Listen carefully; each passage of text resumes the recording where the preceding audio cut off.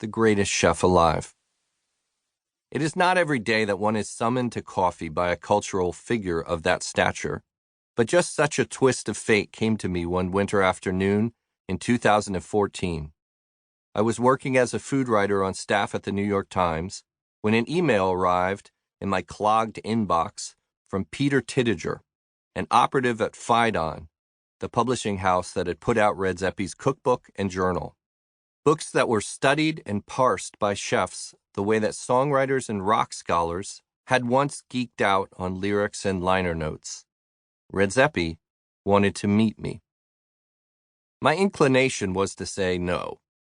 I can't explain why a food writer from the Times would feel compelled to decline a face-to-face conversation with a man reputed to be the greatest chef alive. But the older I get, the more I find it liberating to say no. Most of the existing self-help literature seems to nudge us in that direction, doesn't it? Learn how to say no. But really, I was just busy. There were multiple deadlines to juggle. There were staff meetings to endure. There were baseball games and piano recitals and family dinners to race home to. Some part of me thought, God help me, this Danish guy is going to hector me for 2 hours about the principles of the New Nordic movement. The New Nordic movement was the culinary juggernaut out of Scandinavia that claimed Redzepi as its chieftain.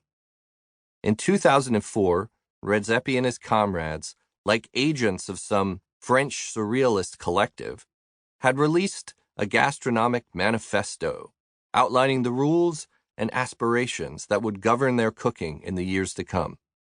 Among its objectives were to express the purity, freshness, simplicity, and ethics we wish to associate with our region, and to promote animal welfare and a sound production process in our seas, on our farmland, and in the wild. In the early phase of his kitchen career, as the journalist Tien Lan Ho has written, Redzepi was expected to fall in line with his mentors and cook French classics, and for a while he did. Soon, though, Redzepi had the epiphany that his food should not only be made with, but entirely shaped by, what he found in the forest, on the beach, and in the hands of local farmers. In practice, this meant that berries ripe for a mere 2 weeks a year and plucked by a Swedish farmer uninterested in selling them were more luxurious than imported caviar. He served them in a bowl with minimal adornment. He made terroir, the soil, the climate, and the land that shape the flavor of the plant and the animal that eats it, more than jargon. He made it the entire point of his cuisine. The impact of these ideas had escalated during half a decade, moving from the margins to a position of pulsing centrality.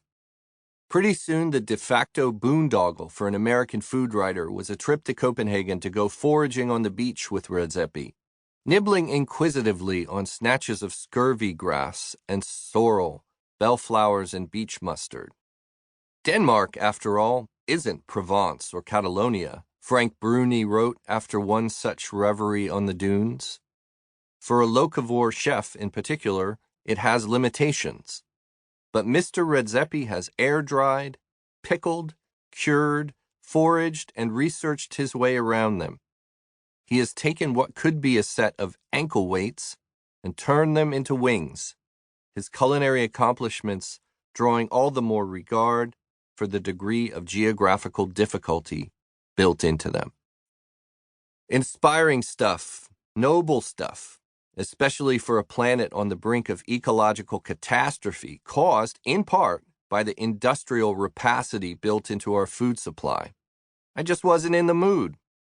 My marriage was falling apart. 2 weeks earlier, I had moved out of the house where my 2 children lived. Depression rolled into my days like a toxic fog.